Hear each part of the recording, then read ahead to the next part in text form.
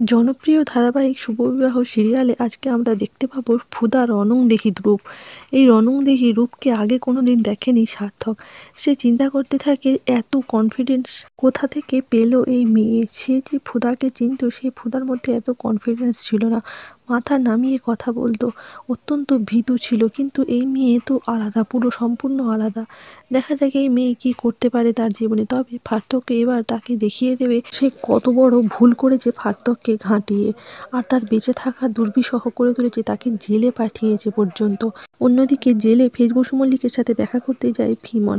ফিমনকে সেখানে ফেজ দেখেই বলে যে তুমি এখানে কেন এসেছো। ফিমন বলে সে জানতো যে এরকমই হবে, কারণ ওই মেয়েকে যেদিন থেকে বিয়ে করেছে সেই দিন থেকে তার জীবনে চরম সর্বনাশ। এখনো সময় আছে। ফেজকে বলে তুমি আমাকে বেছে নাও, ফুদাকে ছেড়ে দাও। আর তুমি কি ভাবছো ওই মেয়ে তোমাকে জেল থেকে ছাড়াতে পারবে? ওই মেয়ের কাছে কি ক্ষমতা আছে? না কোনো পুলিশ নেতা মন্ত্রী কারোর সাথে যোগাযোগ আছে।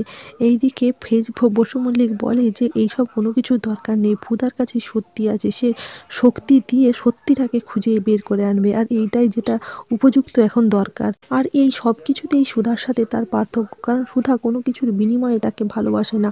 সে বড়লোক হোক, গরিব হোক, টাকা থাক পয়সা থাক, সে খুনি হোক, যা কিছু হোক, সব কিছু মিলিয়েই ফুদা তাকে ভালোবাসে। ফিমনের মতো টাকা পয়সার জন্য ভালোবাসে না। এইদিকে জেলের ভিতরে চিন্তা করতে থাকে তাদের কদ্দূর হলো। ফুদা দলবল নিয়ে গেছে এই সত্যিটা বের করতে, আর তাতে যে কতটা সফল হবে সে পর্যন্ত তাদের সাথে নেই। কে বিপদ থেকে বাঁচাবে সব কিছু নিয়েই চিন্তা করতে থাকে।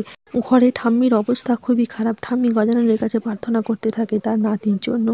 না খাওয়া বন্ধ করে দিয়ে সব কিছু ঠাকুরের কাছে প্রার্থনা করতে থাকে।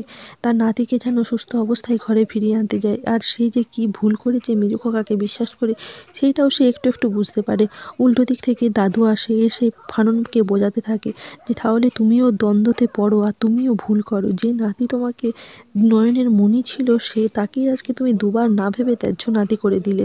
আর যাদের উপর ভরসা করেছিলে তারা তোমার ভরসার মান ভাঙালো। ঠাম্মির এই অবস্থা দেখে সবাই ঠাম্মিকে সান্ত্বনা দিতে থাকে, ঠাম্মিকে ভোলাতে থাকে। কিন্তু ঠাম্মিকে বলে যে তুমি তো বটগাছের মতো এই পরিবারটাকে আগলে রেখেছো, তাহলে তুমি যদি এরকম করো তাহলে আমরা কোথা যাব।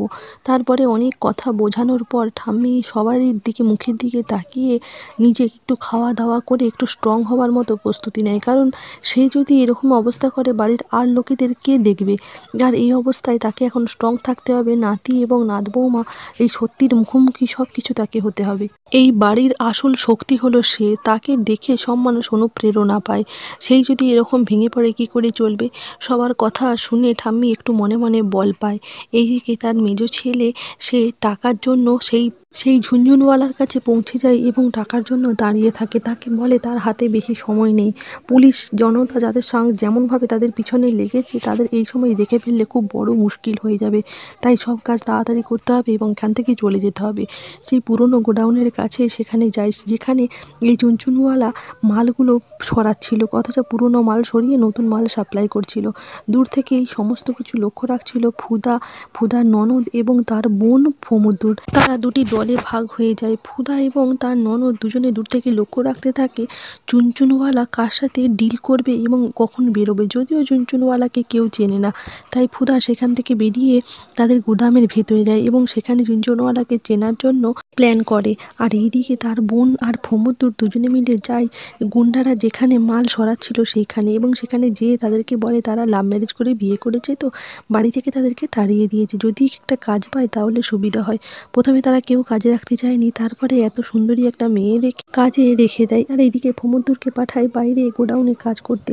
তারপরেই মেয়েটাকে দেখে তারা যখন অসভ্যতামি করতে আসে সেখানে প্রোটেক্ট করে নিজেই। তারপরে ফমুদ্দুর সেখানে ছুটে আসে তার বউকে বাঁচানোর জন্য। একে একে ফুদার দিদি আসে, এসে চুনচুনওয়ালা তাকে ধরে ফেলে।